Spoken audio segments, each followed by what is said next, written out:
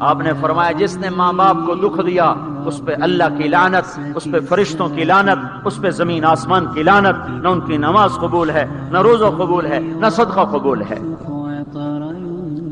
موسیٰ علیہ السلام نے کہا یا اللہ میرا جنت کا ساتھی کون ہے؟ اللہ نے کہا فلاں قصائی۔ قصائی نہ کوئی مجاہد، نہ غازی، نہ شہید، نہ کوئی مفسر ہے، نہ کوئی ولی، نہ ابدال، قصائی۔ موسیٰ علیہ السلام دیکھنے گئے، قصائی عام قصائیوں کی طرح۔ وہ شام کو جب چلا تو تھیلے میں گوشت ڈال کے چل پڑا۔ موسیٰ علیہ السلام کہنے لگے تیرے ساتھ آ سکتا ہوں؟ کہا آ جاؤ۔ پہچانا نہیں اس نے یہ موسیٰ ہیں۔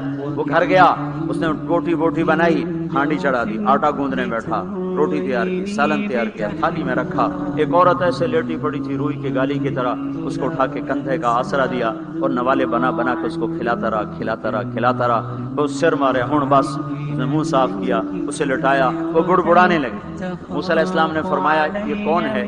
کہا یہ میری اماں ہے، میں صبح اس کے سارے کام کر کے جاتا ہوں، پھر شام کو آ کر پہلے اس کی خدمت کرتا ہوں۔ اپنی بیوی سے کہو نہیں آخر میرے پیچھے میری ماں نے روٹی کھوا دی، جیسے ہمارا رواج ہے۔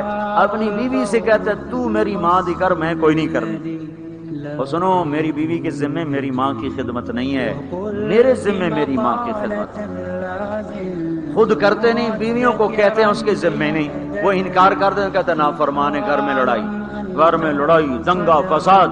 پاگل تو نے چھاتی نوچی ہے ماں کی، تیرے ذمے ماں کی خدمت ہے، تیری بیوی کے ذمے نہیں ہے۔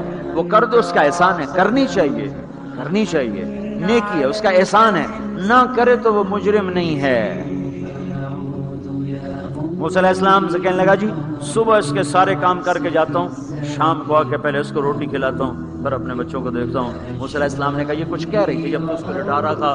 کہنے لگا یہ اماں جو ہوئی پاگل اماں جدوں دی خدمت کرنا شروع ہو جاندی اللہ تینوں جنت وچ موسیٰ دا ساتھی بناوے، بھلا میں کتھے تے موسیٰ کتھے۔